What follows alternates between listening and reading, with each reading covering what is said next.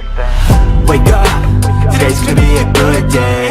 Wake up, today's gonna be a good day. Wake up, today's gonna be a good day. Part 1. You will hear a man called David asking for information about how to place an advertisement for selling his laptop and other items. First, you'll have some time to look at questions 1 to 5.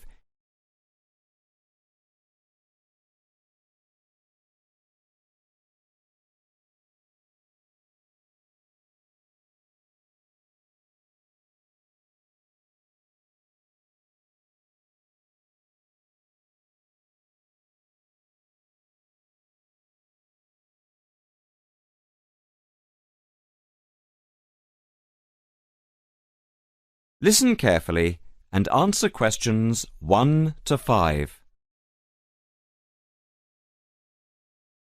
Hi, I'm Debbie. How can I help? Hi, my name's David.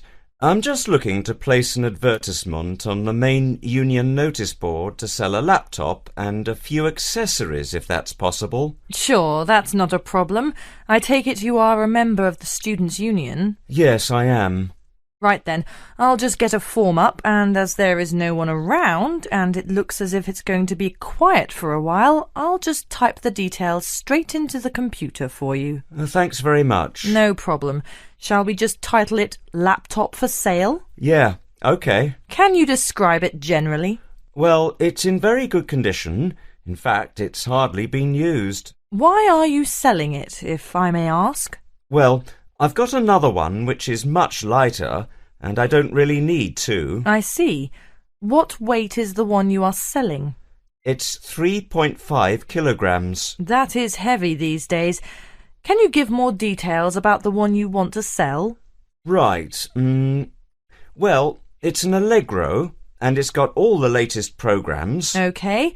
What about the memory? The memory is only 0.5 gigabytes. And what about the screen size and the other features? Well, the screen is, let's see, it's 37.5 centimetres with a standard size keyboard and a touchpad, but I've got a cordless mouse that I can put in with it if necessary. Some people don't like using a touchpad. What about ports or holes for attaching things to the laptop? It's got 2 ports. More modern laptops have more than 2 ports for all the extra attachments. They do. Let's see what else is important. Oh yeah, the battery lasts for 2.5 hours, which is OK, but not enough for train journeys. But one thing is that it's not wireless. Right, OK, not wireless. Before you hear the rest of the conversation, you'll have some time to look at questions 6 to 10.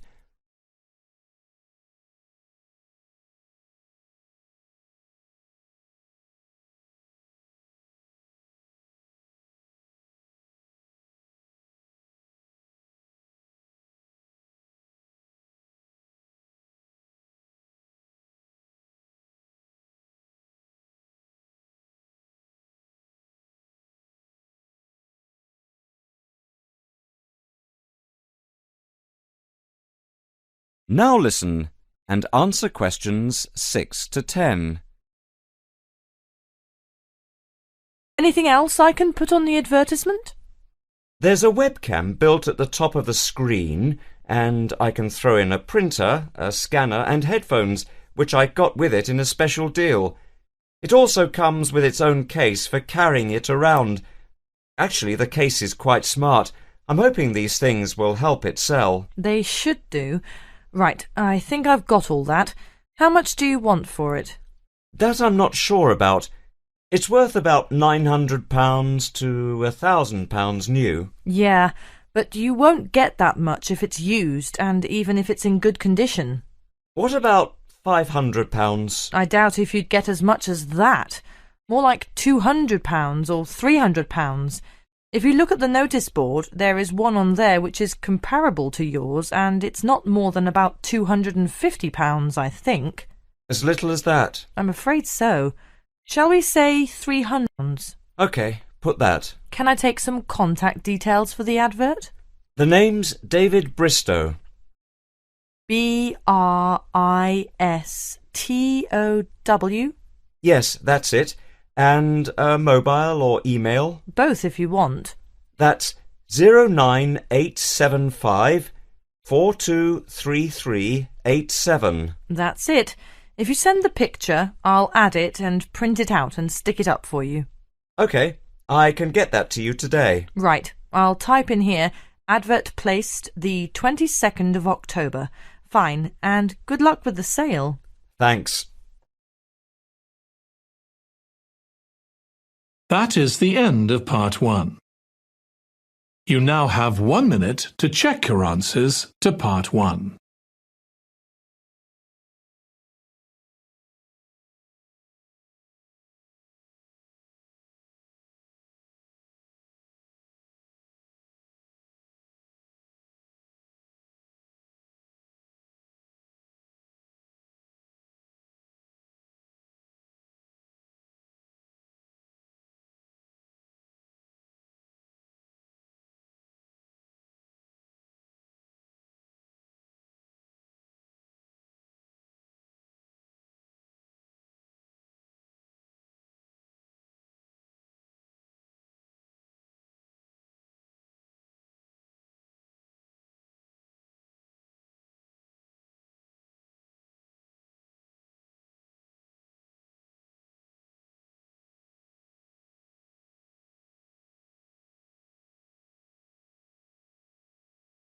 Part 2. You will hear an announcement made by an official for the preparation plans for the town's 250th anniversary celebrations. First, you'll have some time to look at questions 11 to 15.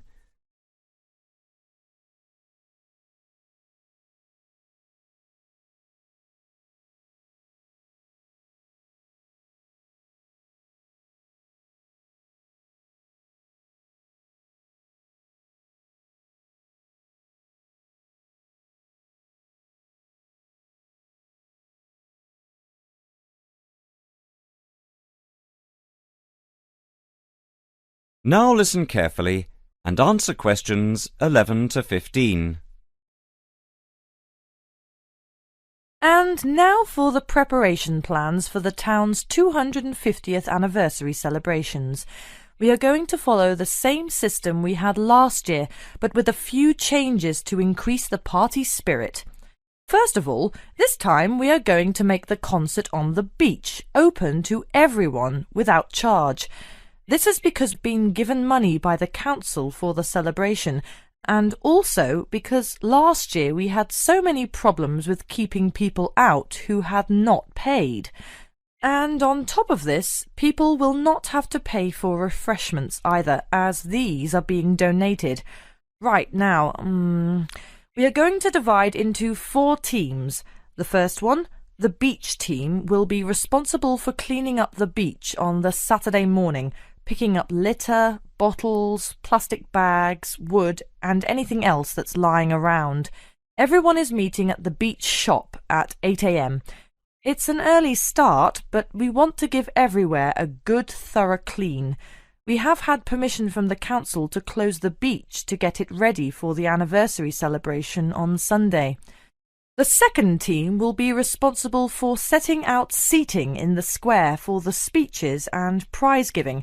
Again, seats can't be there until 9 a.m, so shall we say that everyone should meet at the village hall at 9:30? Starting then will allow extra time if the vans are late. Before you hear the rest of the talk, you will have some time to look at questions 16 to 20.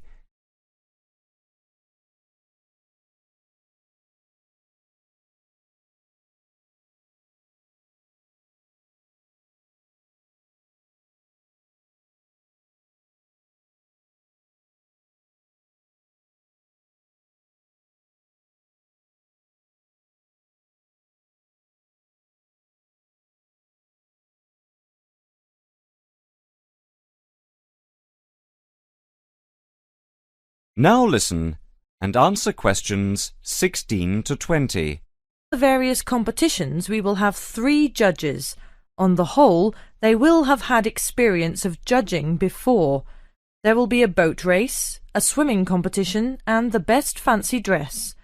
A cash prize will be given to the winner in each category, and for the 2 runners-up, there will be book tokens. There is a sponsored mini-marathon, and by the deadline, lunchtime today, we had 263 applicants with ages ranging from 15 to 60. That's 80 more than last year. Each entrant has paid a £20 registration fee to enter, and all the profits will go to the local children's hospital to help fund much-needed specialist apparatus. The 4th team consists of the wardens for the day itself. We are expecting at least 10,000 people if last year is anything to go by. The fields near the entrance to the beach can be used as car parks, and we need wardens to help make sure the actual parking is more organised than last year, which was a mess.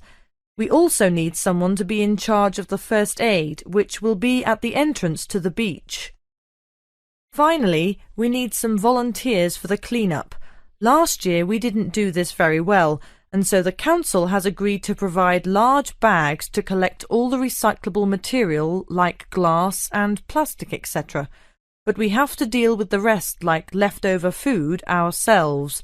We don't want to leave piles of rotten food around or dangerous bottles.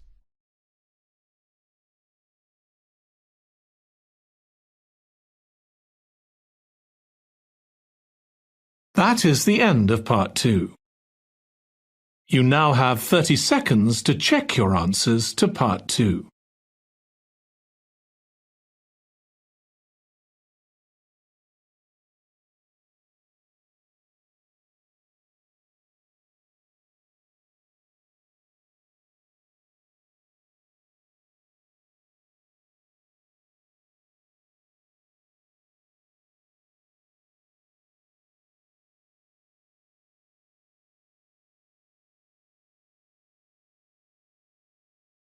Part 3. You will hear a tutor and a student discussing a research project. First, you'll have some time to look at questions 21 to 26.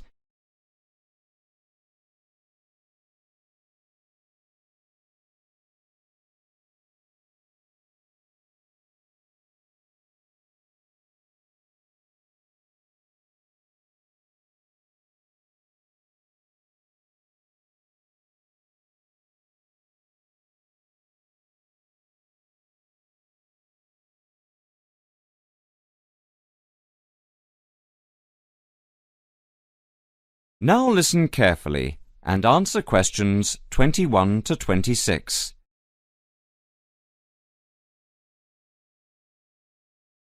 OK, is everyone ready? Over the past 2 weeks, we've been listening to different students giving a presentation on their research projects. So, for this morning's session, I'd like to invite Susan to take the floor. For my project, I looked at different types of study techniques and tried to ascertain what students' opinions of the different methods were. I began with lectures because, of course, they're something we're all familiar with. Now, the problem with lectures is that you have to sit and listen for quite a long time, sometimes maybe as much as 1 hour, yet people's average concentration span is only about 20 minutes.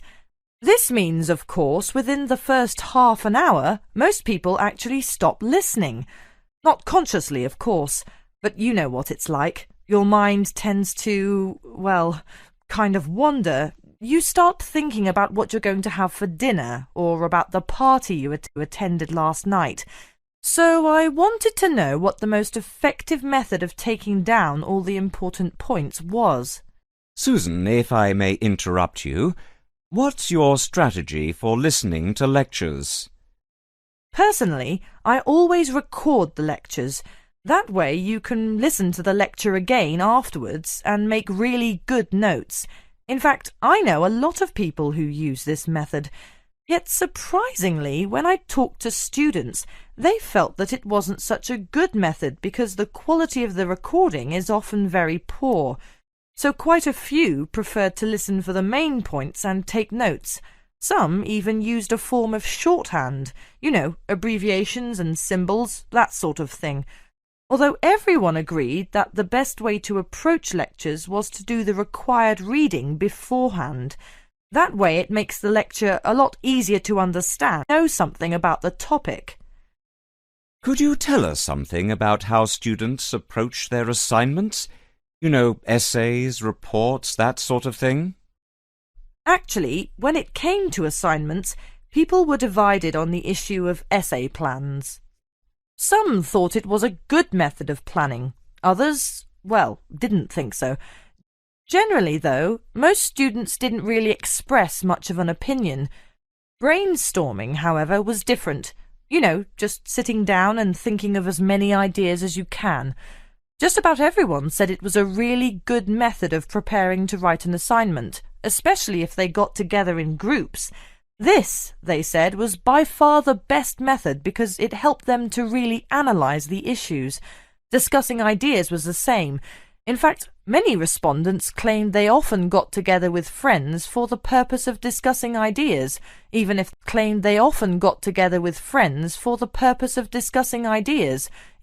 weren't preparing an assignment. They said it helped them to understand the lectures better and, surprisingly enough, get better grades in their exams. Now, reading, like lectures, is a necessary part of student life. And we all know how much time we spend with our head buried deep in a book. But what exactly is the best way to read? Well, I discovered that hardly anyone tries to read the whole book or even whole chapters, but skim reading came out a real favourite. The majority of students I spoke to, in fact, found this to be a really effective technique because it saved lots of time, and it meant they could absorb far more knowledge this way. Before you hear the rest of the conversation, you'll have some time to look at questions 27 to 30.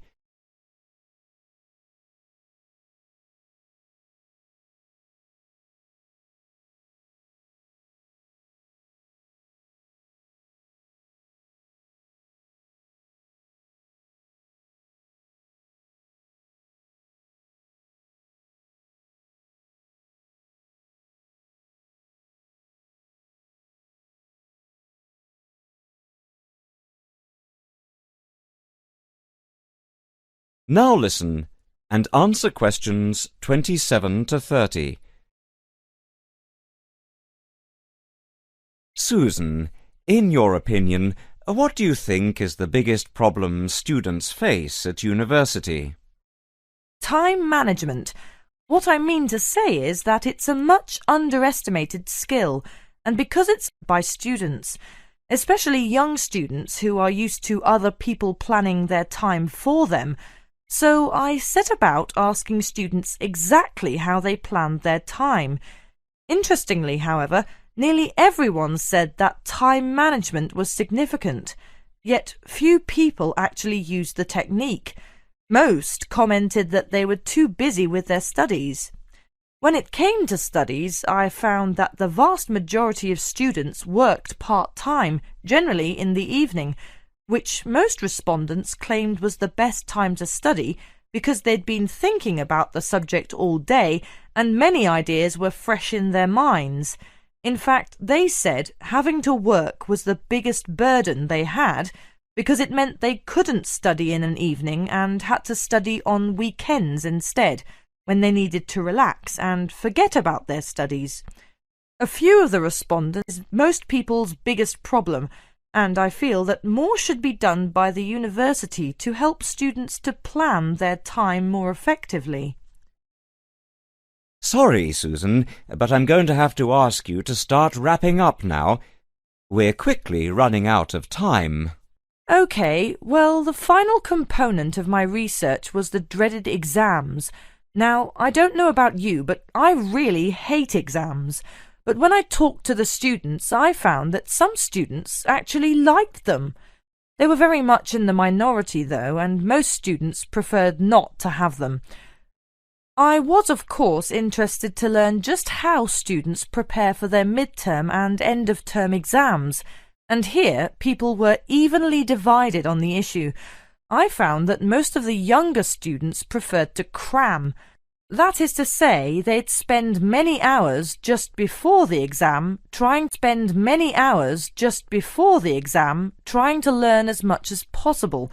Some even said they stayed up all night and never went to bed, and this was because they were too interested in their social life to pay much attention to exams during the term. Older students, however, were much more conservative.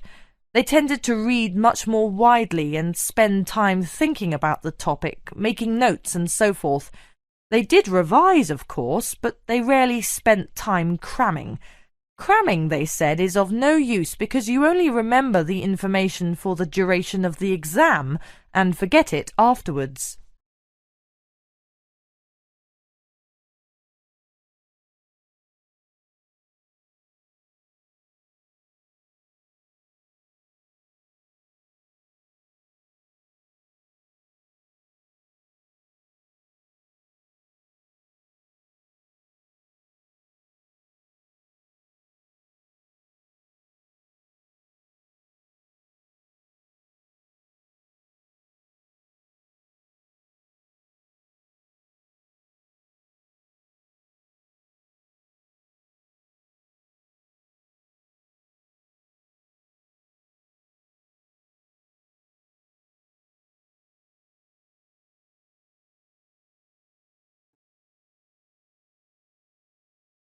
That is the end of part 3.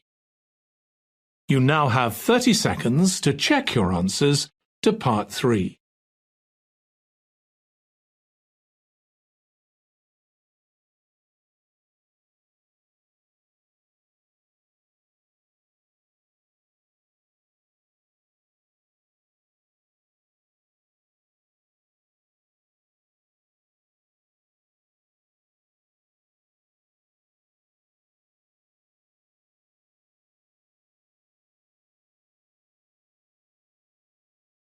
Part 4.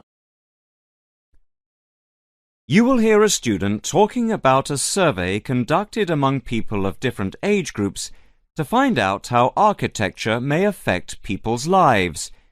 First, you'll have some time to look at questions 31 to 40.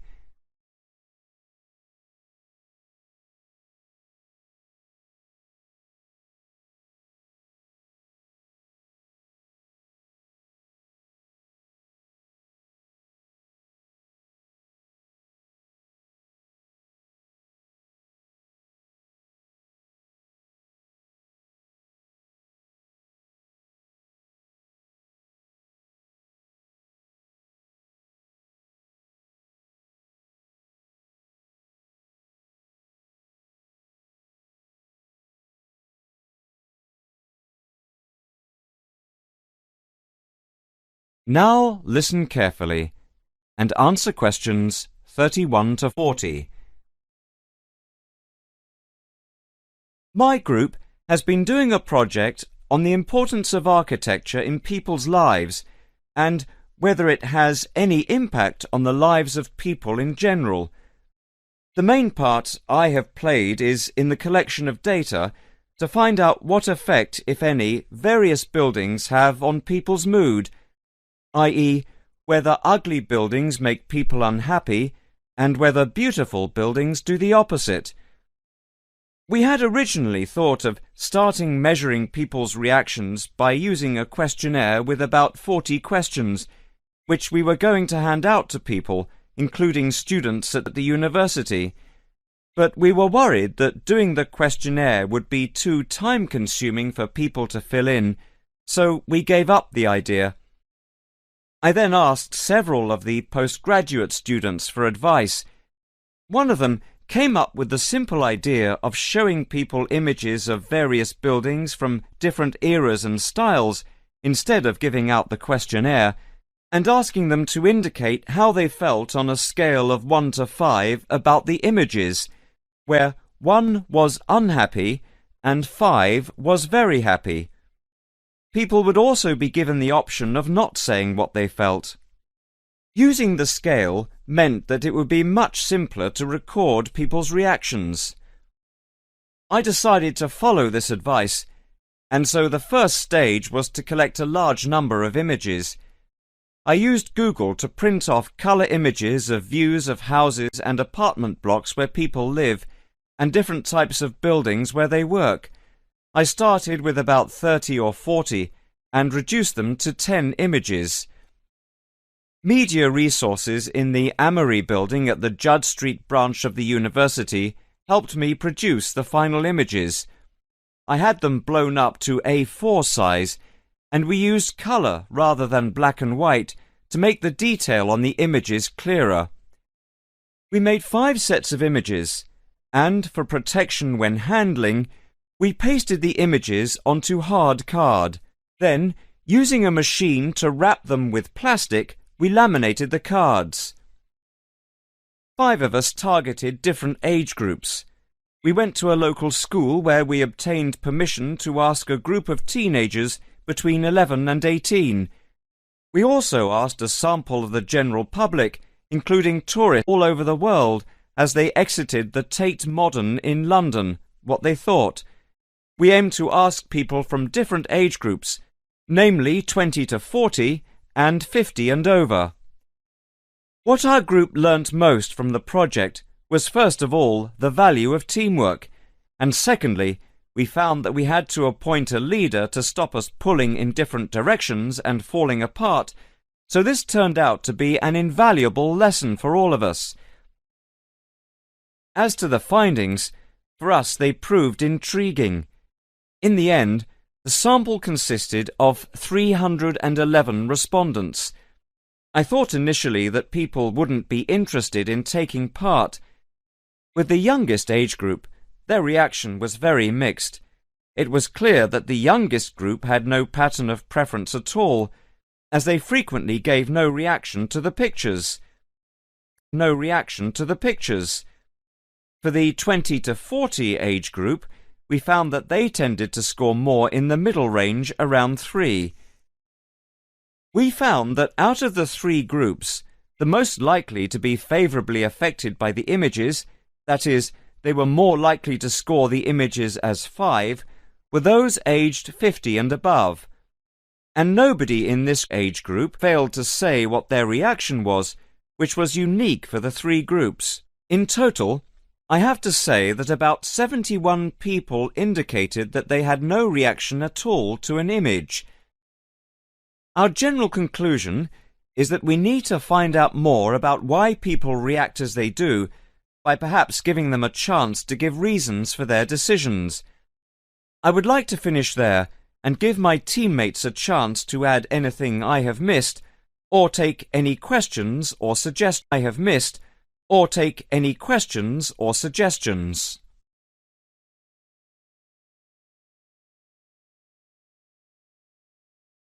That is the end of part 4.